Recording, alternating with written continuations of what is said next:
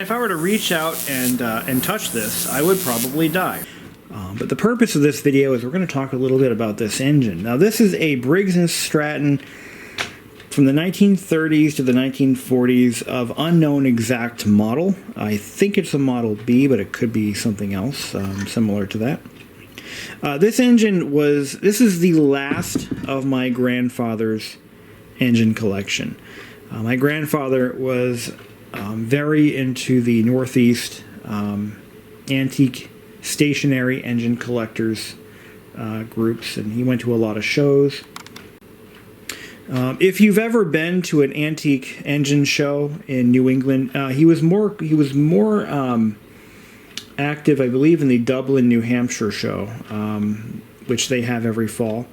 But he has gone to many different ones. He was from Rhode Island. He was this little short guy, had a mustache, was a former firefighter, retired firefighter, and he was a cool guy.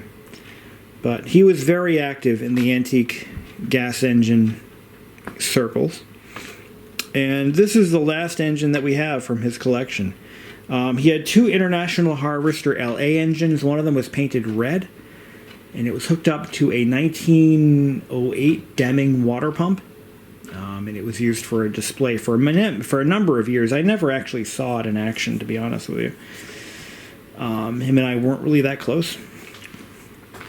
But he also had another International Harvester LA, which was painted battleship gray, and it was I forget what he used it for, but he had quite a few. He had an LB at one point. Him and I talked for hours about this shortly after he passed. But the International Harvester LA engine can be seen on my channel. If you look up my first video, summer 2007, I actually got the red LA engine running again. And I figured it out all on my own. I figured it out how to get it going, because those engines were very tricky to get running if you're familiar with modern stuff like, modern car engines and such. Even modern power equipment engines, they don't run the same way. The LA engines were a throttler engine. They were not a hit-and-miss engine. But he also had this old Briggs, and I set this one aside as we were dispersing the collection. I gave the Red International to my cousin, and my dad gave the other engine to his godson.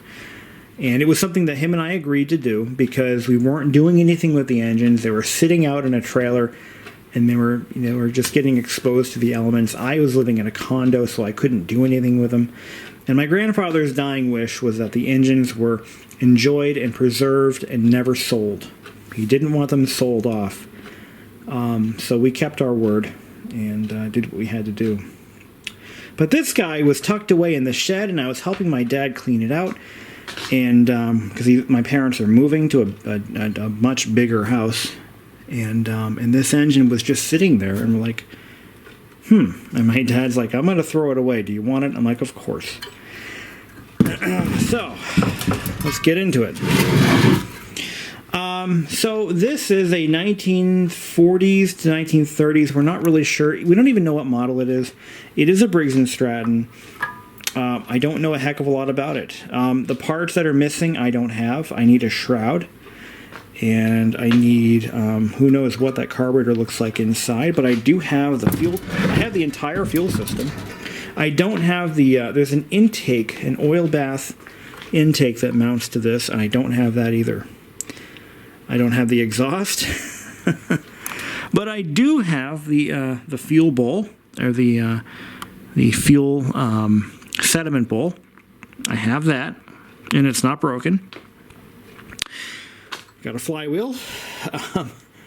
Now, what concerns me greatly about this engine, not that it's seized. Actually, this engine was turning when I got it, but it's been sitting for so long. But what concerns me greatly is this.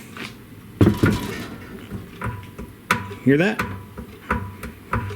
There's play in the there's definitely play in the crank. So Don't know how bad that's gonna. I mean, that's definitely not something I want to. I'm not gonna go start it up, but let's pull the head off and see what that looks like.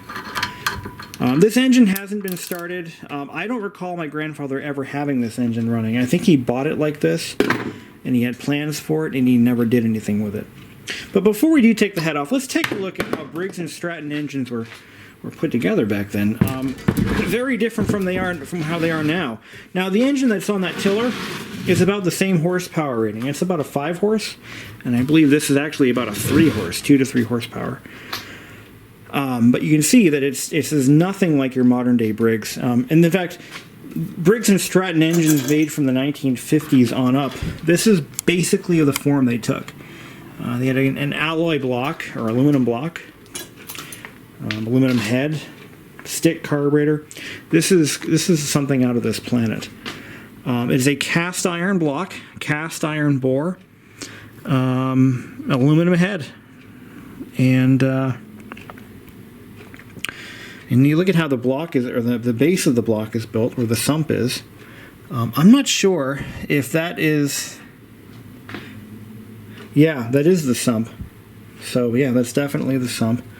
I was thinking at first that maybe this was like an extended run sump that somebody put on it, but no, that's just how it was made.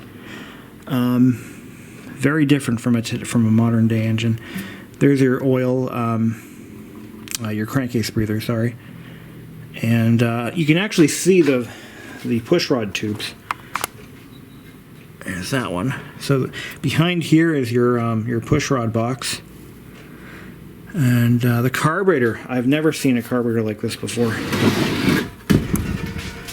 It definitely has a magneto behind the flywheel. That's where the spark plug wire goes. And that's obviously going to need some work. But of course, in modern day or later designs, they actually put the magneto on the outside for easy access. So there should be points, maybe a condenser behind there somewhere. Let's take this head off. I'm dying to see what this thing looks like. Sadly, we broke one bolt. So that'll have to be tapped out, drilled, tapped, whatnot. These all have different size spacers on them. There are a couple of different. It's almost as if this was designed by Apple. If Apple was an engine manufacturer back then, they would have done exactly this. All different size bolts. I have not taken this off. I'm actually kind of nervous as to what I'm going to find. So let's find out together.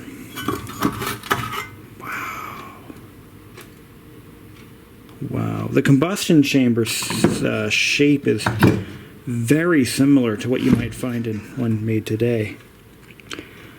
But look at the size of that piston. It's just a little baby. Look at that thing. How are we going to free it up? I have an idea. I'll take some No, I don't want to use evapor rust on that. What could I do? It's not that dirty in there. There is a head gasket. The remains. Oh, there it is. There is a head gasket there. There's our broken head, our broken bolt. Look at the size of that cylinder. Bore, piston, cylinder, bore. Wow, that's tiny. Let's do this. Let's blast it with get some carb cleaner in there. The engine's gonna need a full rebuild anyway, right? I mean, it's definitely gonna need a rebuild. Here's what I'm gonna do. Clean it up a little bit. Yeah.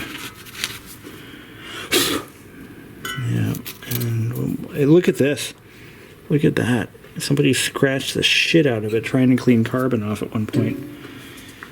Oh man, the scars remain. Stuff's nasty.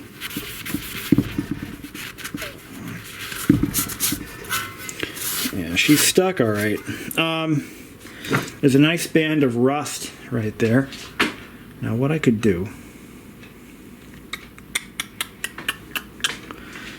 and I've done this before, but not on an engine that was this stuck.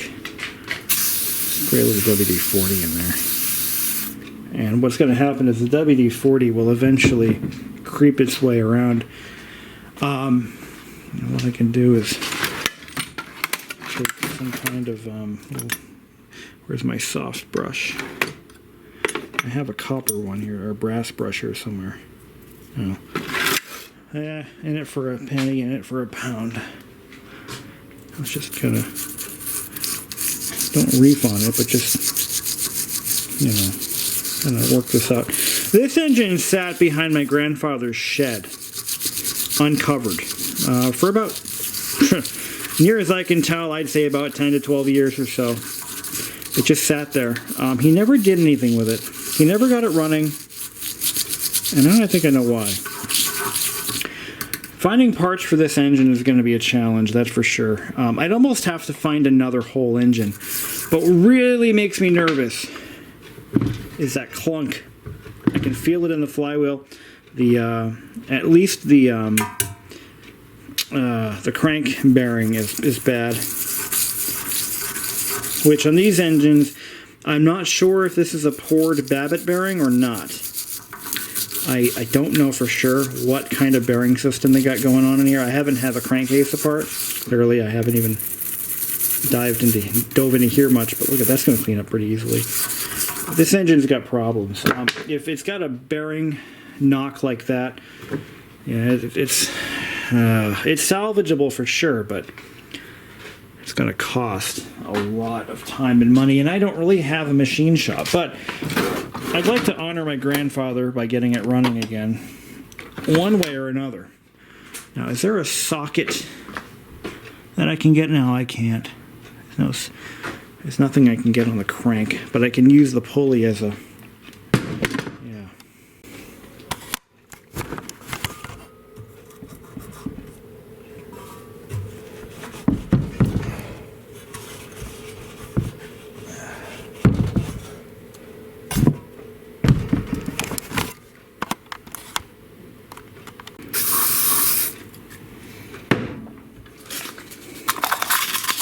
So it's 1500 grit sandpaper. And we're just going to use our fingers and kind of work that ridge away.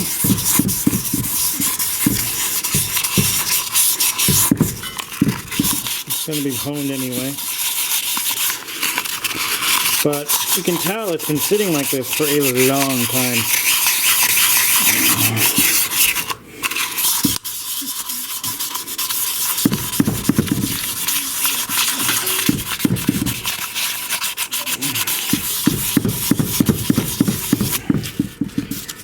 A long time. I can still feel that ridge with my fingertip. It's that big. My God.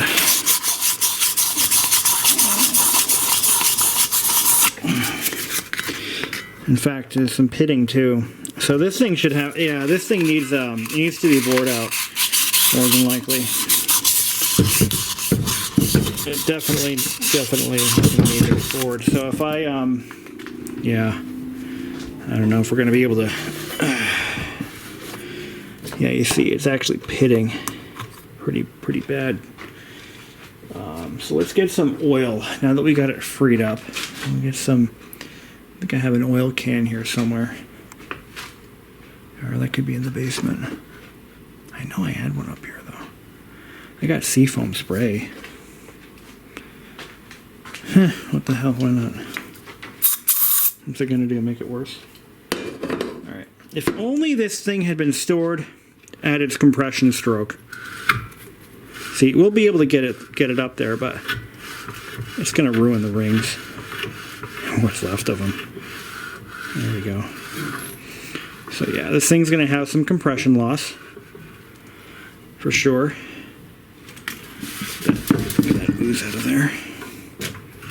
Oh yeah, definitely. Does the piston move a lot? No, it actually seems kind of tight. A little bit of movement. Do the valves all work? Yes, they do. Look at that. Look at that. What the hell? Alright, where's my pick? someone's been living in the, I think that's the intake port. Oh my God. Let's grab a pick here. This one. Yeah, we'll grab that one. What the Christ? Is that a mouse? Is there... Oh my God. Somebody made it. It could be mud dauber's nest. Yeah, I think that's what it is. All right, let's not let that get back down in there. Oh my God.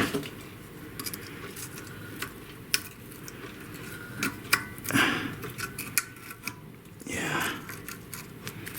I think that's what that is. It's a mud dauber's nest. In the exhaust port. Right. Let's get this makeshift black pipe exhaust off this thing. We're going to have to take it off in pieces. It's going to be a Herculean effort. I'm going to have to torch this or cut it off or something. It ain't coming off. Yeah, that's fantastic right there. Yep.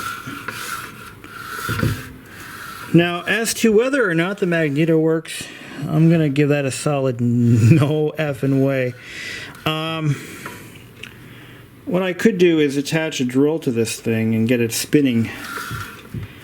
And potentially, because there's no kill switch on it. The kill switch is actually a metal tab that would have been mounted to the cylinder head, and it would ground the spark plug out when you pressed it up against the plug. What's the head look like? This is a very different design from what you guys might be used to seeing on your modern day equipment. Now, of course, they used aluminum for effective heat transmission. And that's a very interesting way to cast a head, I guess. That's just how they did it.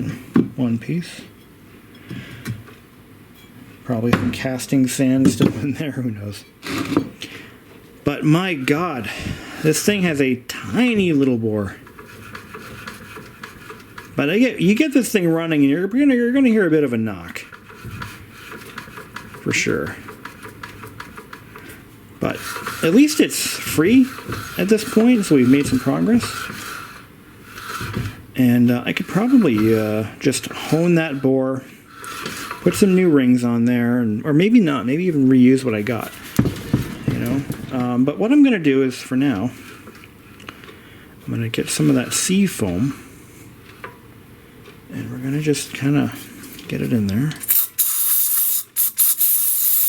Just kind of let whatever seafoam does, if anything at all, if nothing else, it'll prevent further rust. Oh my God, oops, that was stupid. Oh my God. How's that fuel tank look? I'm dying to know. How does that fuel tank look inside? Let's get that light going. Come on, here we go. Oh, not too bad. Not too bad. We can save that. It had a chain retention thing on there at one point. Well, that's gone. Yeah, I'm pretty sure my local power equipment store isn't going to have parts for this engine.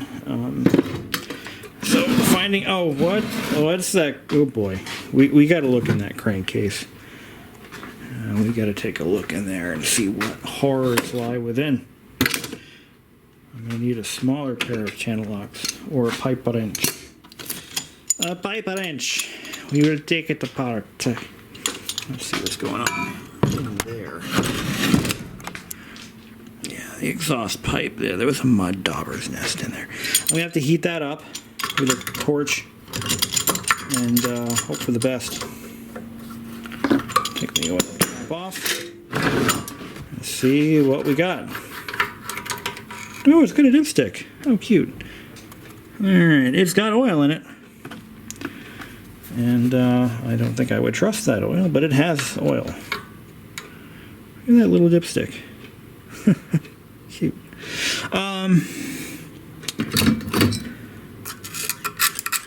It's mostly watery. Eek. Probably drain that shit out. Hold on a second. I mean, it is oil. It's not pure water. But,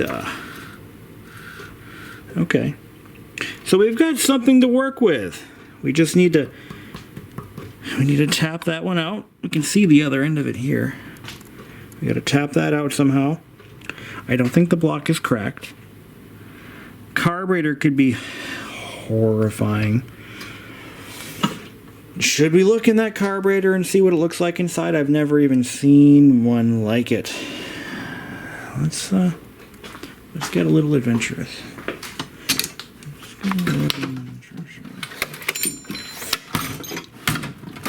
Let's get flat blade. Yeah, that'll do. Let's see what we got going on here. We need to take the brass fuel line off.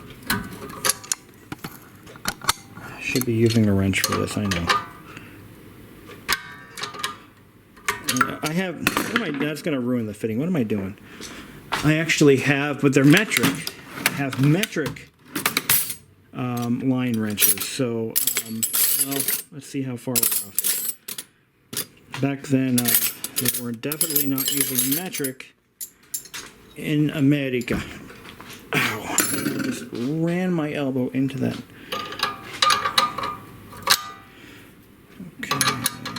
Does this fit? Please fit. No. Yeah, you want to use a line wrench on that, but I don't have one that fits. So, what's our best option at this point? And how often do I use my standard? I think it's a 1/2 inch or less. Let's see, what do we got? 9/16? No. 3/8? No. 7/16 maybe. Let's see what we got. It's not too stuck. No, it was a 1/2 inch. Yeah, okay.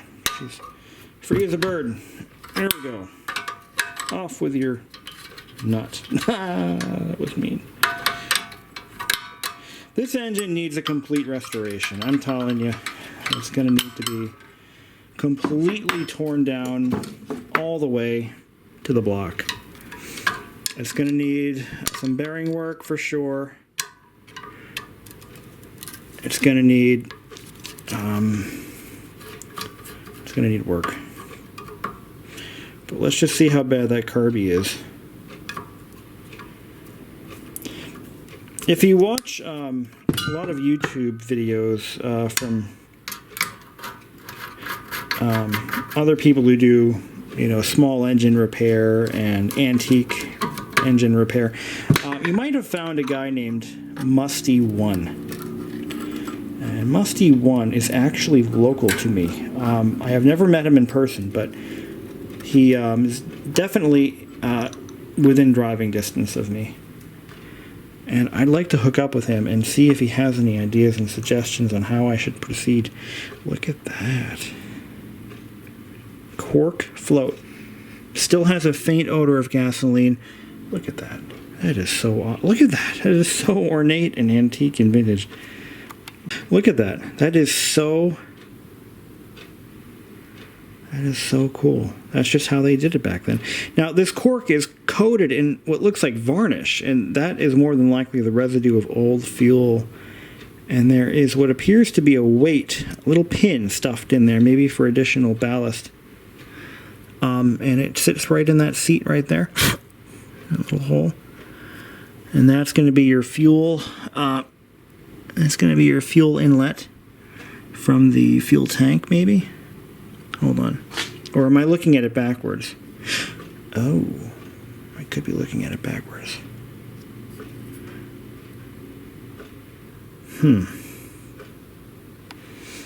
I am. Oh, I am. Yeah. Oh, that's wild. Okay, what am I doing? Yeah. So how this works is the needle is on the top rather than the bottom. I guess it's kind of how they all work, isn't it? What am I saying? So it floats up, and this little needle valve plugs up the fuel inlet. And this is what keeps it centered on the bottom. That's all it is. And I believe to adjust the float, you add weight to it. And that's what that's for. But this can all be cleaned. This is all salvageable. But you're not going to go to your local auto parts store, you're not going to go on Amazon and find yourself a carburetor rebuild kit for this. Or maybe you will. Maybe I bet you there is some guy on Amazon selling knockoff Chinese carburetor repair kits for these engines. Wouldn't that be something? I think I actually found a gasket set for it on eBay. But anyway. So there's your carburetor. I believe they call this an updraft carburetor. And it goes straight into the intake port here. It's got a governor built in, believe it or not. They had them back then. And that is how that works. So there's going to be like a flywheel or a weight mechanism of some sort in there. And there's your automatic throttle regulation. Now there has to be, yeah, here we go. Is this it? Now this is your more than likely your governor adjustment lever here. That's how you adjust the static speed. And there is seemingly no provision for a cable of any kind to connect to the throttle. Nothing of the kind. You can manually push it this way. But I see no attachment point for a throttle cable of any kind. So you adjust your static engine speed through this arm here, which changes the spring strength on the governor. So simple. This is probably going to be your mixture adjustment here.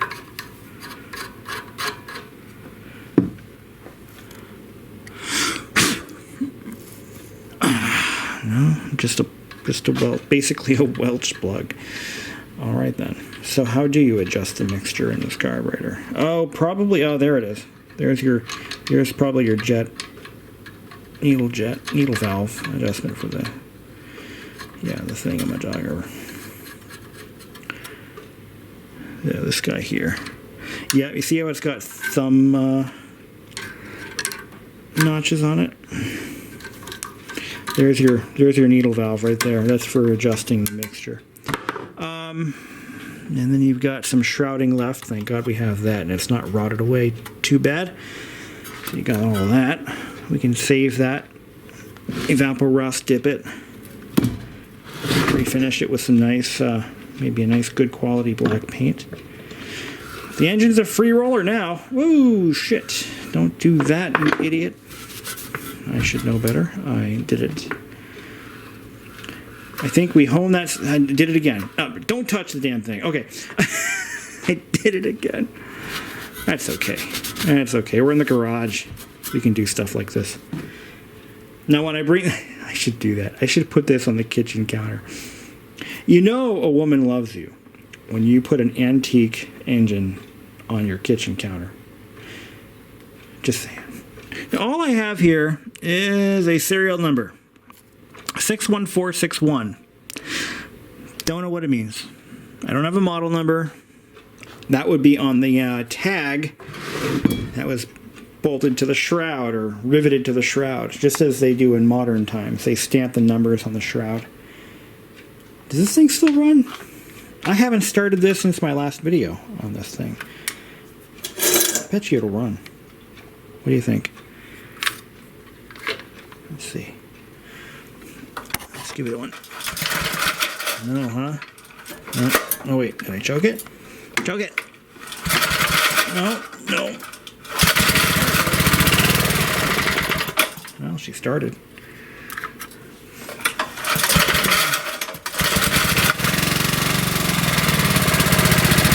There we go.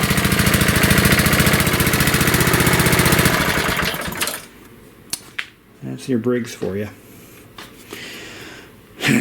Well, I think that's going to conclude our video for now. We've pretty much gone over everything. Next step, we've got to just pull it down. Tear all the parts apart. Tear all the parts off. Get it all into bins. Sorted. Clean each part individually. One piece at a time. And I bet you I can get this sucker running. Without a shroud, of course. I don't know where I'm going to find a shroud for this thing. But I've got to get some kind of a cart to bolt it down to. We'll tear the crankcase apart. I'm going to try to find a pre-cut gasket kit for it. But I need your help. What model engine is this? Where do I need to look for parts? Because there are some various changes made. We saw the serial number. And I gotta put those aside. It's got, of course, a pull start starter cup. 61492. Is that the serial number? 61461. 61492. Okay, so there's that. What about? Is there any other data tag on this thing? Well, first of all, what was the original color? Was it black? Possibly. Possibly. Look at that. Look at that fuel tank mount. Cast iron fuel tank mount. Look at that. That is well made. There's your fuel shutoff.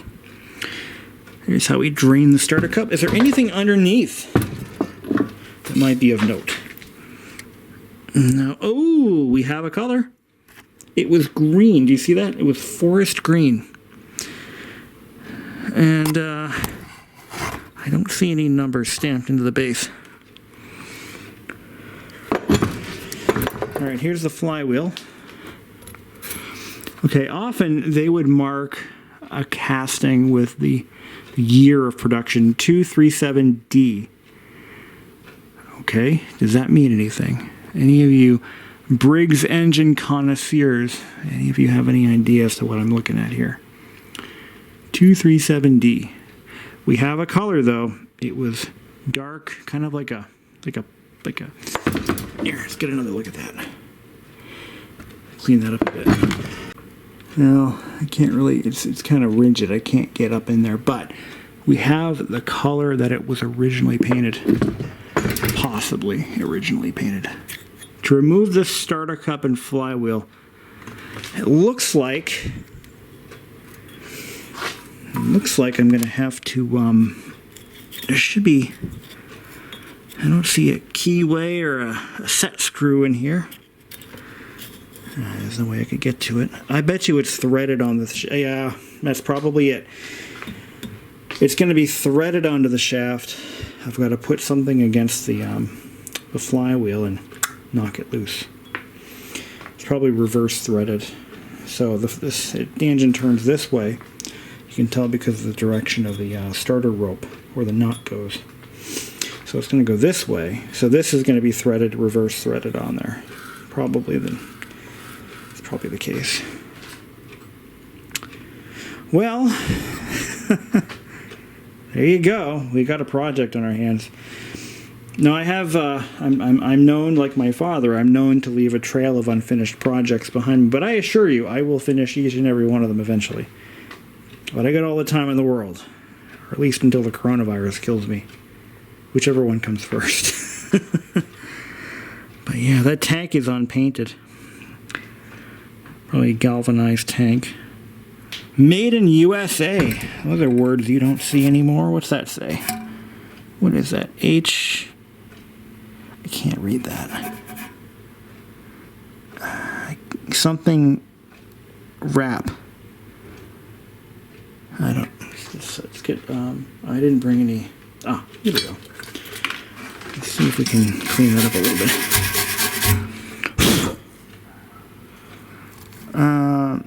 F-I-A.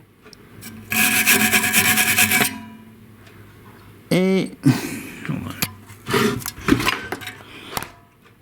F-I-E. Fill trap. Fill trap. That's what it means. That's what it says. That's your sediment bowl. Okay. Okay, so after some quick little research, I've determined that this engine is in fact a Model A. And based on from some information I received from other Briggs and Stratton Model A owners, the year of manufacture is stamped into the flywheel. And the number I suspected earlier that might have been a manufacturing date is in fact such. So D is a month, 37 is a year, and 2 could be the day, potentially. So that is when this flywheel was cast. Now, if it was replaced at any point, which usually flywheels aren't often replaced, then that could throw the whole thing off. You can also determine the model by the bore and stroke. It should be about 2 1/4 inches. But this is a free runner now. I think we could get this engine started if we could get the ignition system running again. And given the fact that this engine is sat for so many years, the odds of that without pulling the flywheel are pretty slim. And I could roll this engine by hand with a rope, and I could see if it pulls any spark, but I can tell you that, yeah, it's probably not going to happen. We're going to try it, though. If we can get spark out of this engine, it will run. I'd have to fix that bolt and do some additional work. Do I have any rope in here? Oh, I've got that. Here, let's give it a try. I should have brought my tripod out here, but anyway, what I'm going to do is I'm going to ground out the spark plug against the block. Oopsies. I got put the wire back where it goes. I'm going to ground it out against the block, and I'm going to pull it with some string that I have here in the garage. And if I see a spark, then I'm going to go, hey, it might run. If I don't see a spark, well, we got work to do. No, I should have had a spark, and I got nothing. So we're going to have to do some ignition system repairs, undoubtedly. I kind of expected that, but yeah, the ignition system is out, unfortunately. This is an old-fashioned Poynton condenser system. They did not have solid-state ignition in 1936 or 7. Not that I expected that.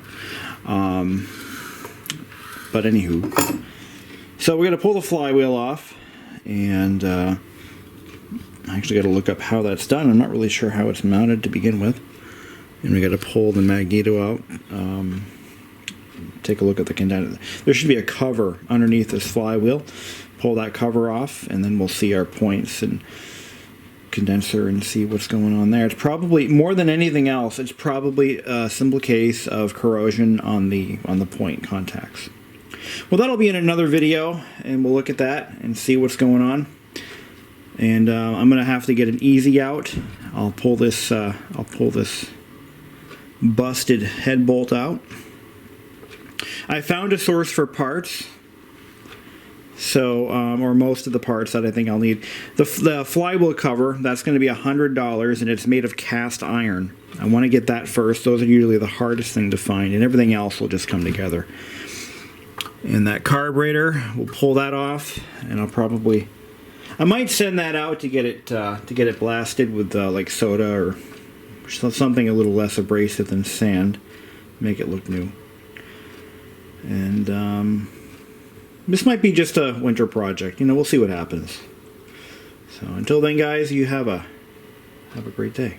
Oh, real quick, and I forgot to mention this, on the Model A's and Model B's and other engines, the serial numbers are may or may not be printed on the or stamped on the block. It's possible that what I'm seeing there on what I thought was a serial number could be a part number, because I'm seeing similar numbers to that all over the engine. Now that we have a year of production, 1937, what that means is, yeah, this 61461, that's probably not a serial number. It's cast into the mold, and they reuse those molds. Makes sense. So the serial number is unknown. Now, why it matters is I need to know what the serial number is so I know what parts to order. But with a year of production, I know what the serial number range should be, and it's either a 5 or a 6-digit serial number. 1, 2, 3, 4, it's a 5-digit. So it's either a 5 or a 6. These engines were produced from 1933 well into the 1940s. So I'm going to say this is probably a later production model, so I'll be able to order parts based on the time frame of production. The earlier production models used a few parts that were different, and they are not compatible with this block if they're from a different series. So with the year of production, I'll know which air cleaner, for example, to order. The air cleaner mounts to the front of the carburetor. I'll know which one of those I'm going to need. I'm going to know which muffler I'm going to need and which front engine cover I'll need. So we'll see how that goes. So anyway, this fuel line, by the way, may be original. And I've heard that's actually a good thing because they're hard to find. So, all right, I think that's it. Until then. A little bonus material here for you guys who follow my channel and the never-ending house project. But my girlfriend and I have been doing some redecorating. So when I bought this house, I painted all of these walls 2 shades of gray. There was a lighter gray and a darker gray. The darker gray was used on walls facing this way. So this wall, that wall, and this wall, and the end wall over there. And of course the lighter gray was the side walls. Pretty straightforward. Unfortunately, I was so hasty in choosing paint colors, I just took 5 minutes and I picked the colors I wanted, had them mixed up, brought them here. It spent about a week painting every wall in the house. In my haste, I picked colors that were strikingly similar in shade. Big mistake.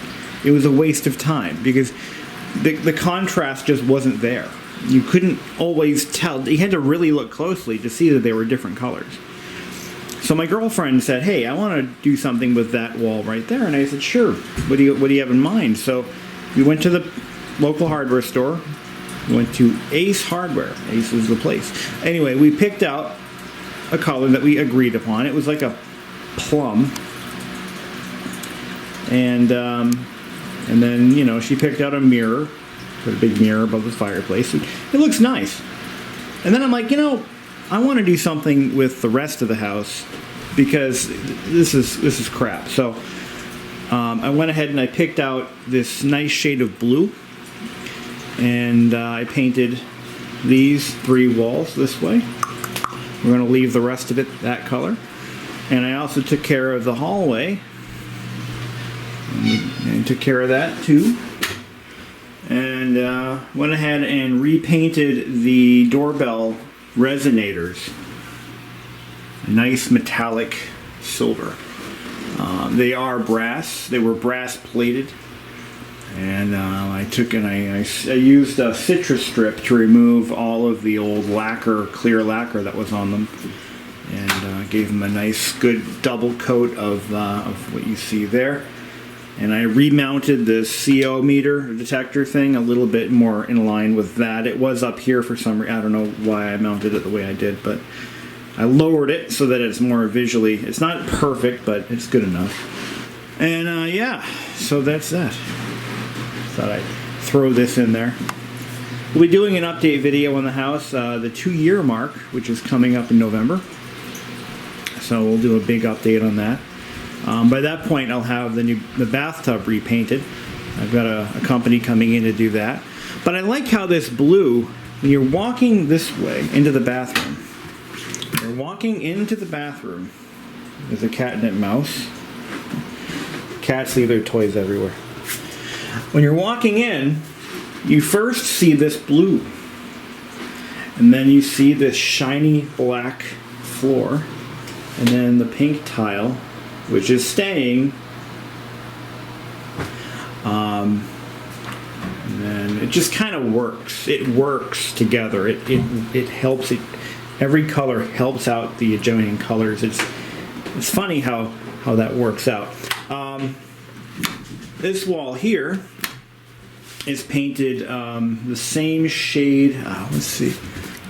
Because these are different. I think these, no, they're the same color. So I did this wall in the same shade of gray. I think. Yes, they are that close, but What the hell are they doing? They're that close. So they're the same shade of gray, and that's fine. But you have this contrasting wall. This wall was the darker shade of gray. So everything that I use that darker shade of gray on has been painted blue, and I think it really, really works out. And then you walk, again, colors helping out other colors. You walk this way, okay? Now imagine that floor, that'll be retiled black and white check. Oh, that's gonna look so good. With this blue, and then you see this yellow. See, color, it's subconscious, you know. You look, you may not even notice, but you see what I'm saying? You walk this way, you see this nice blue, then this, it contrasts beautifully with this yellow countertop, which is also staying. And then you're going to look down at the black and white checkered floor. Oh, I can't wait to get that. Oh, you knocked my picture over, you little scuzzballs. And look at that. He brought his toy mouse over there. The one that I just kicked over here, he just in the time I was filming, he kicked the mouse over there and knocked over my picture. Cats. Gotta love them. Okay. So you're with me on this, right? You get what and then you look at the walls. The walls are an asylum green. You know, that insane asylum elementary school green that everybody loves so much. I'm liking this. I'm liking playing with color. And then you look over this way. Oh, wait, you've got the opposite color over on that wall. It works. I think it works. If you don't think it works, well, screw you.